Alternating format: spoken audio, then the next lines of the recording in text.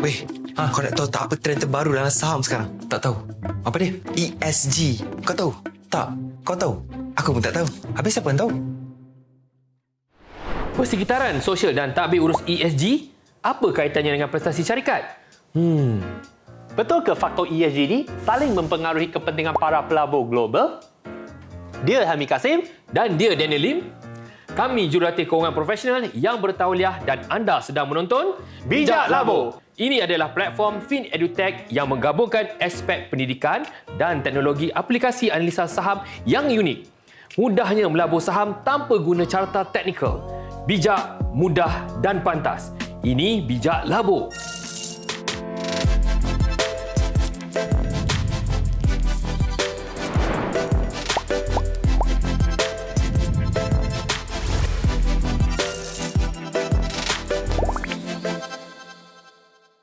Pelabur dan syarikat Malaysia yang tidak mengambil kira faktor ESG akan terdedah kepada risiko. Betul tak, Helmi? Betul. Ya. Saya mendapati larangan ekspor sarung tangan getah dan kelapa sawit dari Malaysia kerana dakwaan buruh paksa telah mempengaruhi prestasi syarikat tempatan baru-baru ini. Ini adalah gambaran kepentingan para pelabur global terhadap ESG dan pada masa ini, pelabur Malaysia juga harus memasukkan ESG ke dalam strategi mereka. Jadi, apabila syarikat ambil serius mengenai masalah ESG, mereka akan lebih cenderung memberi keyakinan yang lebih besar kepada para pelabur bahawa strategi mereka ini dalam setiap perkara yang mereka jalani untuk terus bertumbuh dapat mengurangkan risiko kepada pelabur saham mereka.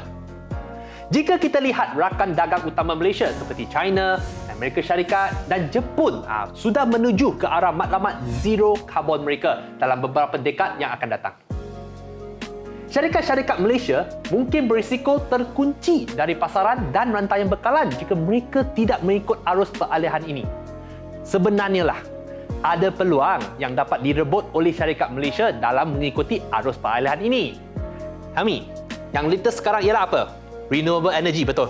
Betul. Yes. Dan apa lagi? Kenderaan elektrik. Ini adalah beberapa contoh utama sekiranya syarikat dan pelabur Malaysia tidak mempertimbangkan faktor ESG.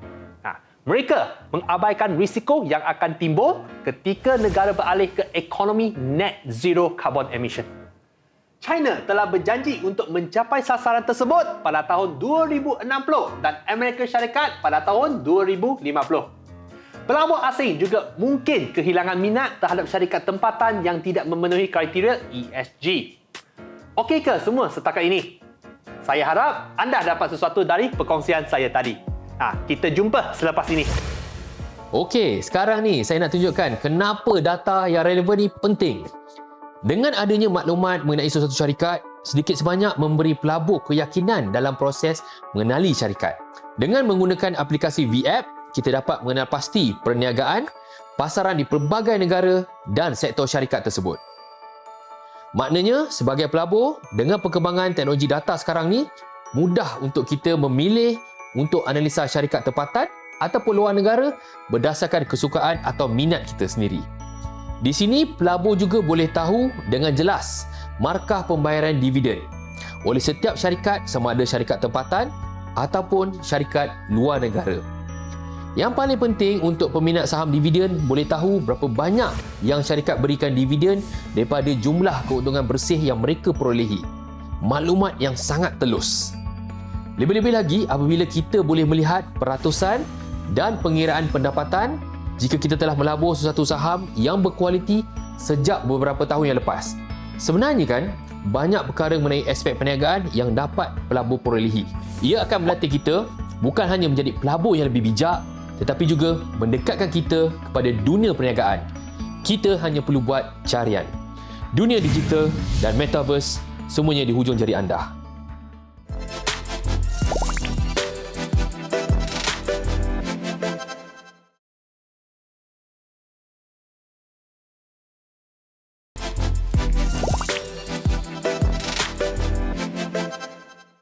Alright, kembali lagi kita dalam Bijak Labur. Kita dah faham tadi betapa pentingnya ESG dalam pembentukan prestasi sebuah syarikat. Kali ini, saya nak sentuh dua negara gergasi yang sedang berlawan dari segi ekonomi. Amerika Syarikat mempunyai salah satu iklim pelaburan terbaik di dunia. Sebagai negara maju, Amerika Syarikat menawarkan persekitaran strategik dan dapat menarik pelabur dengan pengurusannya yang stabil. Dengan adanya persekitaran ekonomi campuran, pasaran besar dan program pelaburan, Amerika Syarikat berjaya menarik ramai pelabur setiap tahun. Amerika menawarkan pasaran pengguna terbesar di dunia. Dan dengan KDNK sebanyak 20 trilion USD dan 325 juta orang. Pembelanjaan isi rumah adalah yang tertinggi di dunia, merangkumi hampir 1/3 daripada penggunaan isi rumah global. Jadi pada masa yang sama kan, perjanjian perdagangan bebas dengan 20 negara lain memberikan akses yang lebih baik kepada ratusan juta pengguna tambahan. Dan kerajaan Amerika Syarikat ni kan Daniel, terus bekerjasama dengan syarikat untuk meningkatkan peluang bagi pengeksport barangan negara mereka.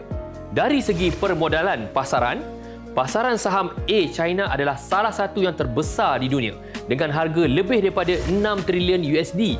Saya percaya dengan memberi pendedahan kepada saham di China, ia dapat memenuhi permintaan para pelabur. Di China kan Daniel, terdapat pelbagai syarikat yang berkualiti dan antara pendedahan sektor terbesarnya adalah dalam bidang kesihatan, smart consumer dan teknologi. Sektor-sektor ini merupakan pemacu ekonomi baru China untuk dekad yang akan datang. Selaras dengan fokus pemerintah terhadap penggunaan domestik, ekonomi hijau dan globalisasi teknologi. Sebagai contoh, terdapat syarikat di China yang mengeluarkan bateri kenderaan elektrik dan syarikat penjenaan tenaga hidro terbesar di dunia. Ia adalah sasaran negara China untuk meningkatkan tenaga hidro sebagai sumber renewable energy. Jom kita dengar apa kata pakar.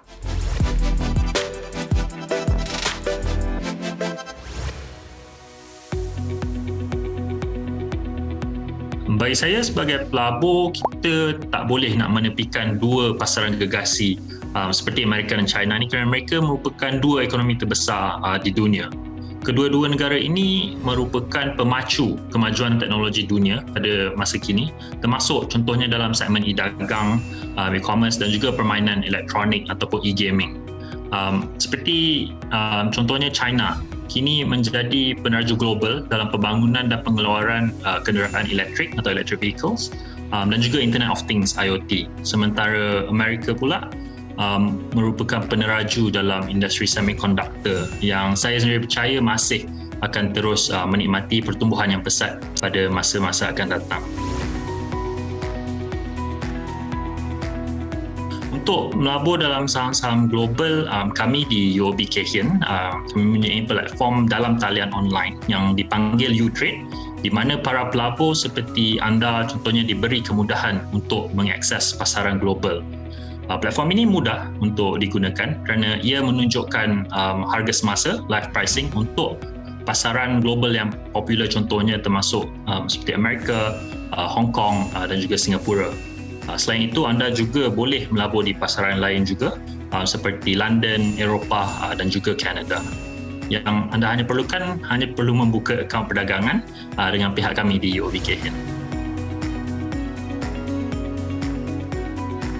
Kami di UOB Kay Hian baru-baru ini telah melancarkan dua pasaran baru dalam talian online di mana para pelabur kini boleh membeli saham China A di pasaran Shanghai dan Shenzhen hanya melalui platform kami iaitu U-Trade. Platform ini juga merupakan aplikasi mudah alih di mana anda boleh membeli dan memiliki saham China A dengan mudah hanya di hujung jari melalui telefon bimbit anda. Oleh kerana UOB Kay Hian kami adalah broker serantau, kami juga memberi pelanggan akses kepada laporan penyelidikan dan juga pendidikan serantau di pasaran global. So ini adalah sangat penting bagi para pelabur untuk mengetahui apa yang mereka laburkan dan juga mendapat akses pada maklumat yang tepat disediakan oleh para penganalisa kami yang juga merangkumi pasaran besar China.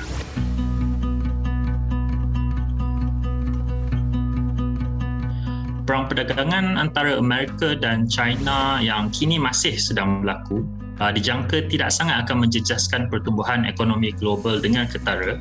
Ini kerana terdapat faktor pertumbuhan struktur lain yang mampu memacu pertumbuhan ekonomi global. Contohnya seperti faktor utama perindustrian 4.0 dan ledakan Internet of Things IoT mewujudkan produktiviti industri yang ketara dan pertumbuhan permintaan yang akan memacu KDNK global.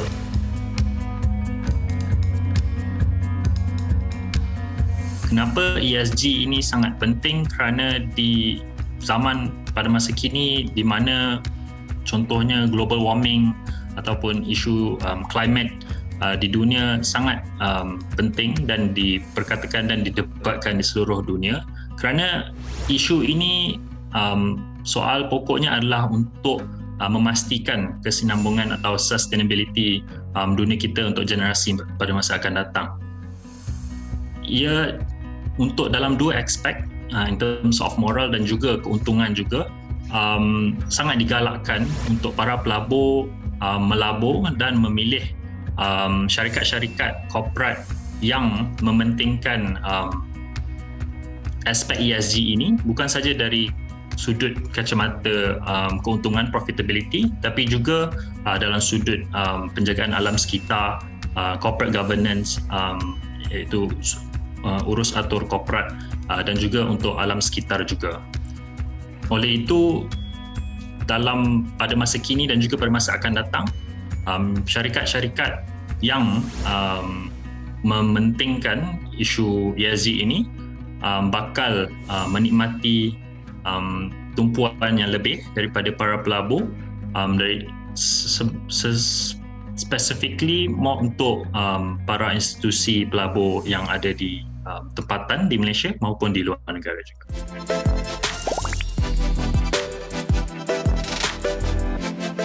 Okey, jelaskan semua?